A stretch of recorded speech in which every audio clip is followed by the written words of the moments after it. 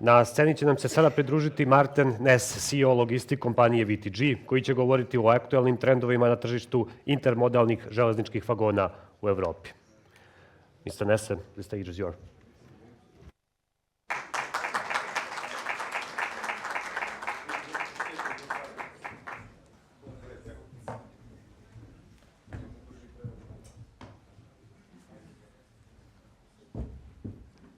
Dobri dan. That is basically all my Serbian language skills, and I didn't know really what the colleague already said.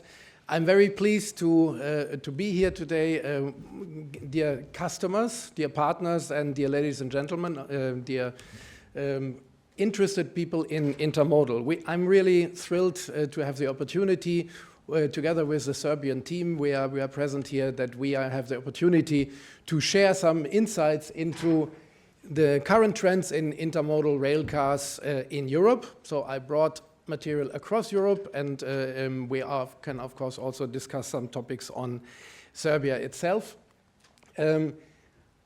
I have a little bit to make some advertising at the beginning and that you have an understanding why we talk about rail cars, because we as VTG live rail cars. We have, we run the biggest fleet of rail cars in Europe, and we are particularly proud to do this not only in Germany or not only in Italy or not only in France. We are also, since very long time, present on the Balkan, in the Middle East, in Eastern Europe, not yet in Middle East. And I'm also a little bit dried out because yesterday evening we celebrated quite nicely 15 years of VTG here in Belgrade, in Serbia. And it was a nice thing, and it's a very good thing that we can connect here today with you guys, not only with slides, but also in talking. And I met also some of our dear customers, and it's really promising. VTG again, 85,000 rail cars in 33 locations, all big figures, yeah. But in the end, it is all building up by all of the single trains that we discussed here, all the single lanes. If M-Box terminal is developing, yeah, we are there to supply our wagons in there. Over the last 70 years, this fleet grow there. We follow the customers. We did not build 85,000 rail cars and then give it to the market. It's a step-by-step upgrade. And to do this, we as VTG not only own rail cars that you might know us for, and we rent them out, and of course we want your money because we love our wagons, but we also come with a wealth of services where we give the customers what they need. But upfront, in intermodal, yeah, in intermodal operations, we are not an intermodal operator. We know that our dear colleagues of Metrans in here, M-Box, everybody who is an intermodal operator is much better prepared than we would be, so that is not a market for us.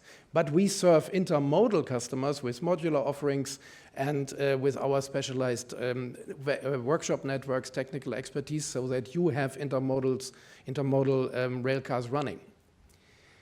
But I also heard a lot of intermodal already today here on the plenum, that it's not only always a container or a trailer, but it is also often bulk that we transport and that we also often call intermodal. And in this field, we are very much active next to the rental model. Like half of our revenue is in fact doing logistics with the wagons for customers, for shippers. And that is especially in bulk, break bulk, and may it be liquid or dry. And there we act as a logistics provider also to especially operate in the liquid segments, mineral oil wagons, chemical wagons, and so forth. And again, especially the team here in Serbia is very much profound in finding solutions for complex bulk transport solutions, especially also with dangerous goods. Our offering, I don't want to bother you too much, I think later you can read in, spans from really complex contract-like solutions where we have 10 years, 20 years contracts with customers taking care of their fleet, doing the transport, purchasing from railway undertakings in the name of the customer. But we also do block trains, transport from A to B, and helping very fastly and very flexible demands. So we betted a lot on the grain harvest this year, and the Italians told me recently last week it was not so much transported that we thought, but we were ready. If you want to transport grain, if you want to transport mineral oil, Dami and the team knows this, and many other commodities. The logistics also, and that should underline a little bit what we are doing, especially here in Serbia, is moving around 15,000 wagons. Not too many intermodal wagons, but some, I will come later to that, in modular systems as well.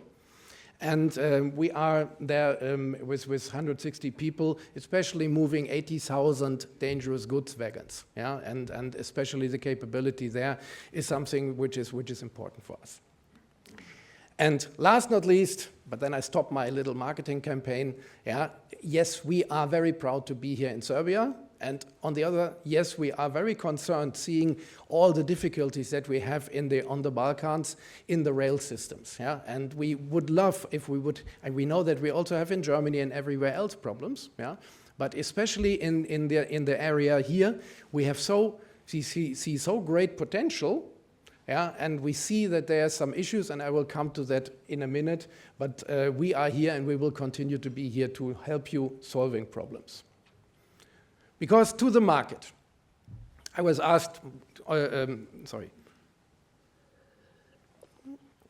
was asked to reflect on the intermodal rail cars, so I brought some figures, only high level. The simple message is all across Europe, the markets in rail is stable, if not shrinking. So especially due to more and more modern wagons, then it's no big brainer that the number of rail cars in Europe is shrinking because old wagons get scrapped and newer wagons are more effective. But in the leasing market, that is our home turf, of course, we were used to have every time 2%, 3% CAGRs over years, because elsewise we could not grow our fleet to 85,000 wagons. But the outlook is not good in all segments. Intermodal is also no more exploding.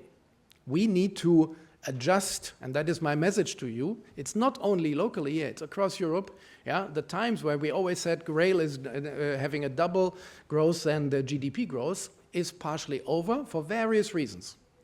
And if we accept this, yeah, then we say okay, let's be careful not to put either overcapacities or too many competing systems that everybody wants to set up a train and compete for the same volume, so everybody has got only a half train or a third train and will not succeed. So we will have to rethink, bundle much more, go much into more what we call collaboration, open access and discrimination-free collaboration. Because in the, like 30 years ago, everybody was talking, I don't know if it's really a scientific phrase, but the blue banana was on everybody's mind. The blue banana is the axis Benelux to Italy along the Rhine, yeah, therefore it was named blue. And in this area especially, the intermodal business models in Europe developed very strongly, very fast, very successful. And the new banana, I would call it the Black Sea banana. That is connection of the roaring areas here, the economies that still have growth potential and ambition from Poland, here in Serbia, in Greece. Everybody I see much more growth ambition than in Western Europe. And connecting with Central Asia, with the Middle Silk Road. Next week we will be in Istanbul and discuss. Yes, the Middle Silk Road is also having problems, but 10 years ago, when the Northern Silk Road developed, also the first steps were not easy.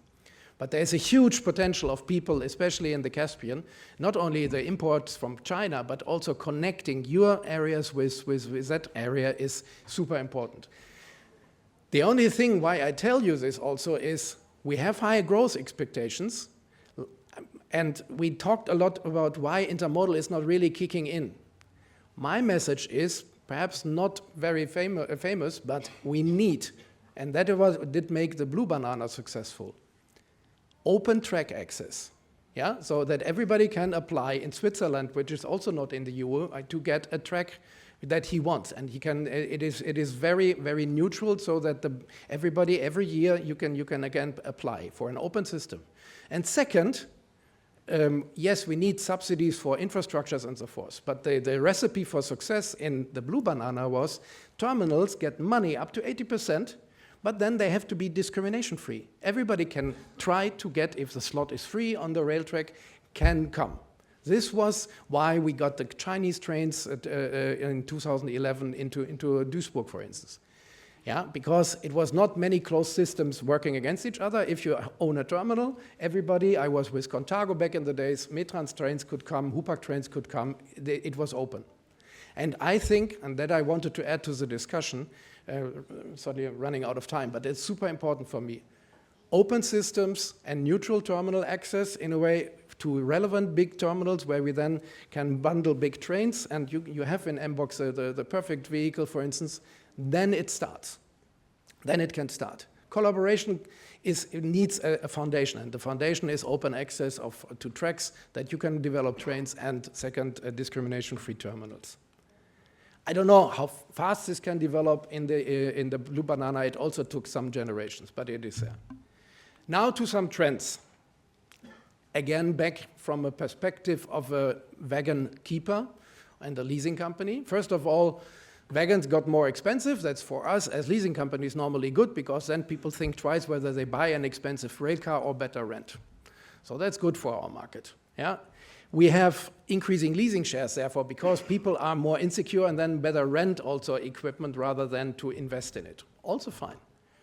But the killer topic, and that is why we are at a new normal, that everything is a little bit coming to a stall, is that we have a stagnation of rail volume in all different segments, yeah?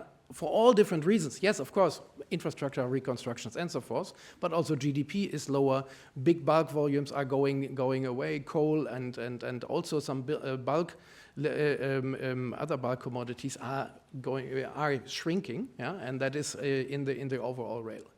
So that is fine, but we also have, we talked about the green energy, the green agenda. We see that the green agenda is turning to a complexity agenda.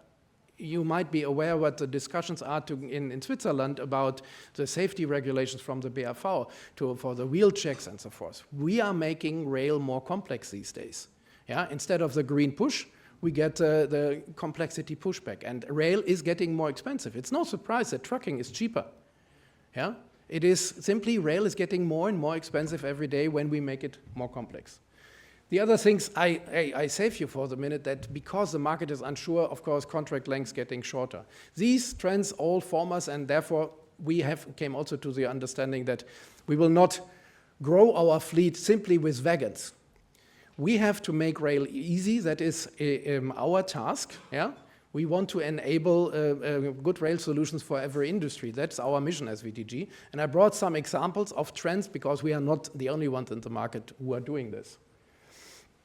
First of all, in intermodal, yes, we can offer innovative new approaches, yeah, next to our fixed leasing models, and happy to discuss with us, and we already discussed with some customers today.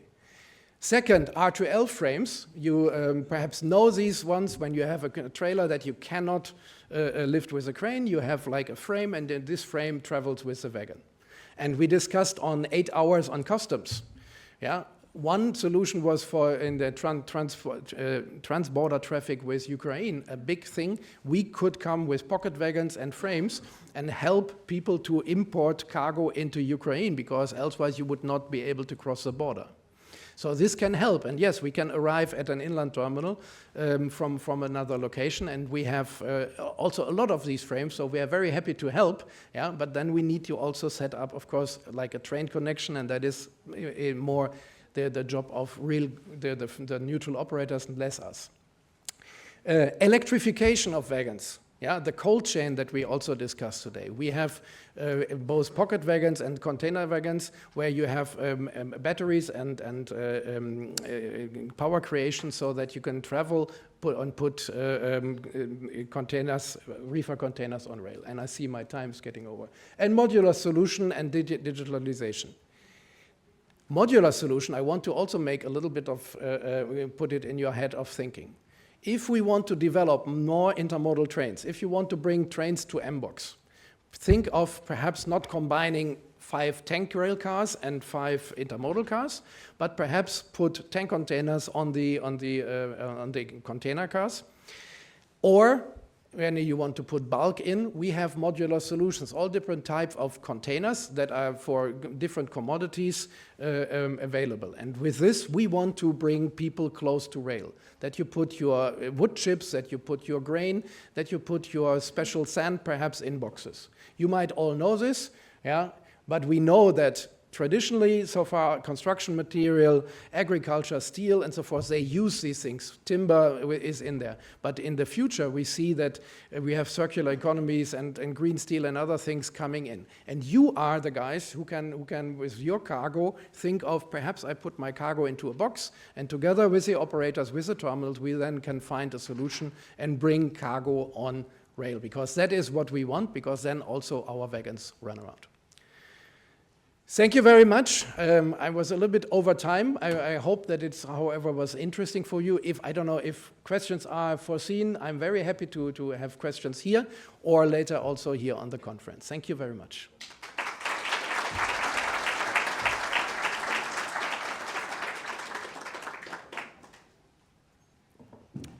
Are there any questions?